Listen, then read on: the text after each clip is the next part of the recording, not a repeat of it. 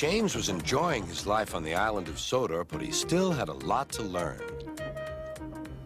"You're a special mixed traffic engine," said Sir Topham Hatt. "You can pull coaches or freight cars quite easily, but you must learn by your mistakes." James knew what Sir Topham Hatt meant.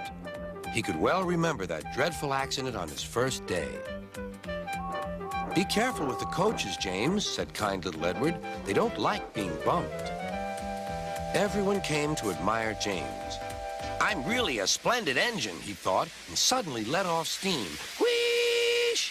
A shower of water fell on Sir Topham's nice new top hat.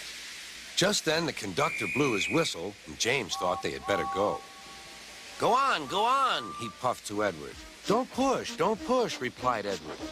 The coaches were grumbling too. Don't go so fast. But James didn't listen.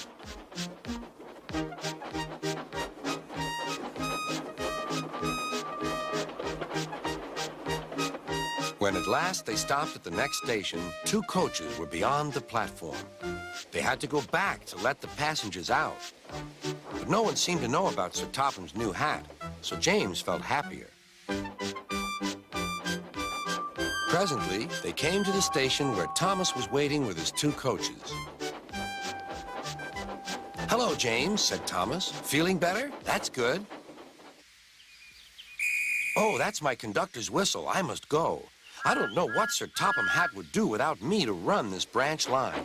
And he puffed off importantly. Edward and James passed the field where James had had his accident. The fence was mended and the cows were back again.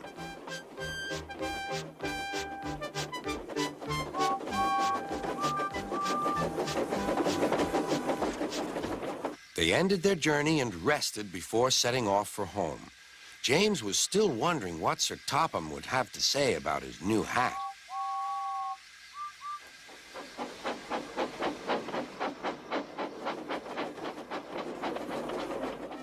Next morning, he spoke severely to James.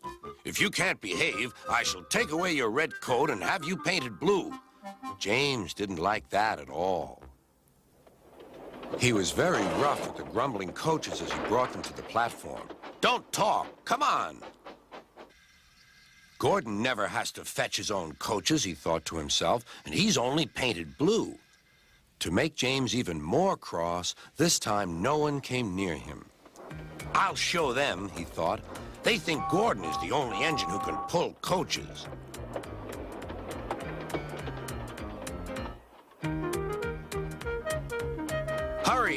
Hurry, puffed James. You're going too fast, replied the coaches. James laughed and tried to go faster, but the coaches wouldn't let him.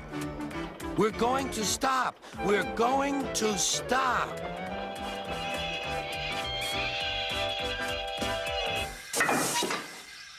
What's the matter? James asked his driver. The brakes are on. Leak in the pipe, most likely. You've banged the coaches enough to make a leak in anything. How shall we mend it? Said the conductor. We'll do it with newspaper and a leather bootlace, replied the driver. Well, where is the bootlace coming from? Asked the conductor. Ask the passengers, said the driver. You have a leather bootlace there, said the conductor to a smartly dressed man. Please give it to me. I won't. Then I'm afraid the train will just stop where it is. The passengers all said what a bad railway it was. Then they told the man how bad he was instead.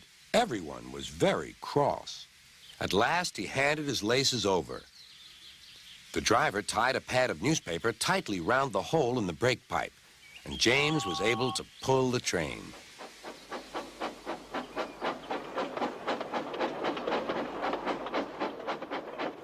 But he was a sadder and wiser James and took care never to bump coaches again.